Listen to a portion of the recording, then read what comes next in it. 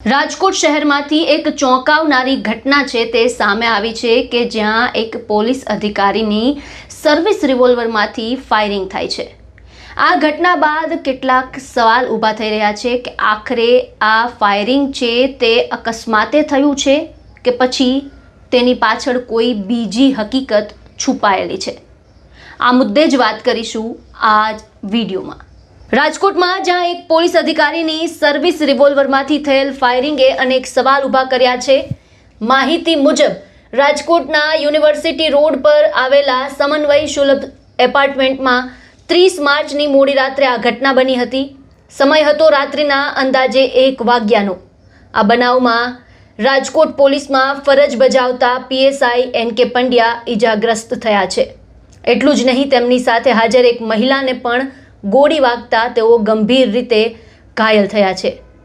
પ્રાથમિક માહિતી મુજબ પીએસઆઈ પંડ્યા પોતાની સર્વિસ રિવોલ્વર સાફ કરી રહ્યા હતા ત્યારે અચાનક ગોળી છૂટતા એક ગોળી તેમના પોતાના હાથમાં વાગી અને બીજી ગોળી નજીકમાં રહેલી મહિલાના કમરના ભાગમાં વાગી હોવાનું સામે આવ્યું।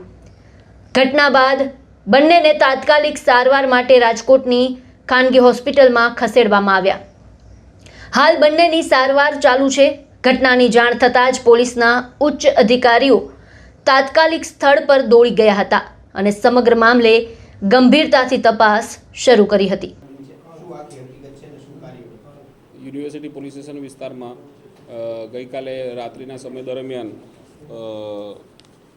યુનિવર્સિટી રોડ શિવશક્તિ કોલોની સમન્વય સુલભ એપાર્ટમેન્ટ એ વિંગ ફ્લેટ નંબર 404માં બનાવ બનેલ છે, જેમાં ફાયરિંગ અચાનક આકસ્મિક રીતે નીતિનભાઈ કરુણાશંકર પંડ્યા એટલે કે એન.કે. પંડ્યા પીએસઆઈ જે હાલમાં સાયબર ક્રાઇમમાં છેલ્લા 15 દિવસથી ફરજ બજાવે છે અને અગાઉ યુનિવર્સિટી પોલીસ સ્ટેશનમાં હતા, તેમના ગ્લોક સર્વિસ રિવોલ્વર જે પિસ્ટલ છે એમાંથી ગ્લોક પિસ્ટલમાંથી આકસ્મિક રીતે સફાઈ કરતાં ફાયરિંગ થયેલું, તેની અંદરથી ગોળી નીકળતા તેમને હાથના ભાગે ઈજા થયેલી અને ફ્રેક્ચર થયેલું અને ત્યારબાદ ગોળી રિકોશેટ થઈને તેમની સાથે હાજર પૂજાબેન મહાવીરસિંહ પરમાર છે તેમને ગોળી પડખાના ભાગે વાગેલી અને આ બંને સારવાર હેઠળ છે અને આ બનાવ બાબતે જાણવા જો દાખલ કરવામાં આવેલ છે અને આગળની તપાસ પીએસઆઈ કરી રહ્યા છે।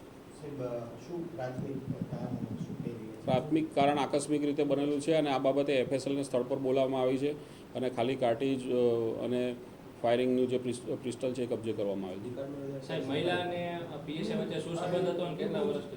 એ જાણવા જોગ અનુસંધાને તપાસ કરનાર અમલદાર તપાસ કરશે।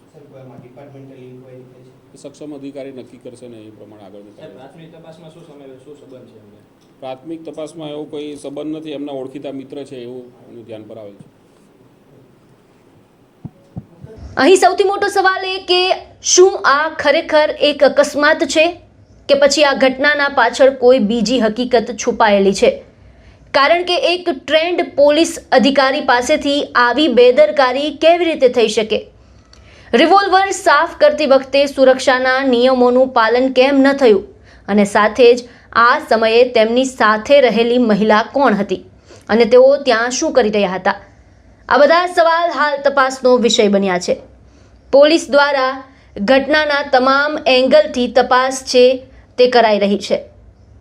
ફોરેન્સિક અને ટેકનિકલ વિગતો પણ એકત્ર કરવામાં આવી રહી છે। હાલ આ સમગ્ર ઘટના ઘટી છે ત્યારે શહેરમાં આ મુદ્દાને લઈને ચર્ચાઓ ચાલી રહી છે અને તપાસમાં હકીકત બહાર આવે તેવી પણ વાત થઈ રહી છે।